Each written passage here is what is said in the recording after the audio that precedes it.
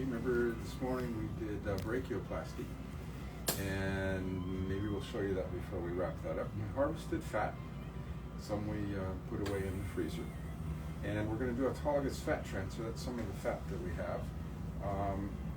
The back of the hand's actually not numb. Where I put that into the skin, it's not a needle actually, it's a microcannula. You can see it would be a needle, it'd be sticking into my skin, but it's not.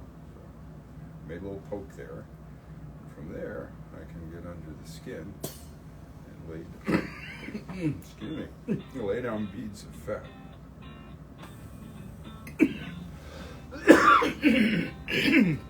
Excuse me. We have smoke here today, thanks to fires, I guess, in Canada, and smoke coming down to the Midwest and then coming here. It's not very helpful for the breathing.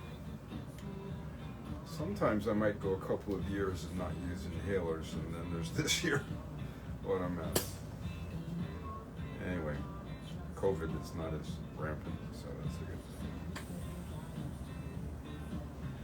I might put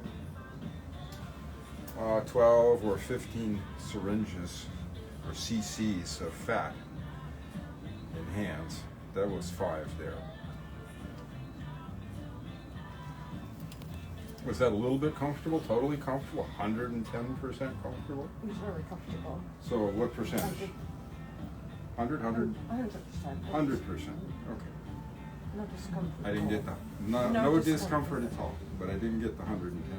Oh, 110. 110. I got 110. 115. Do I hear 115? 1,000%. Right. So take that.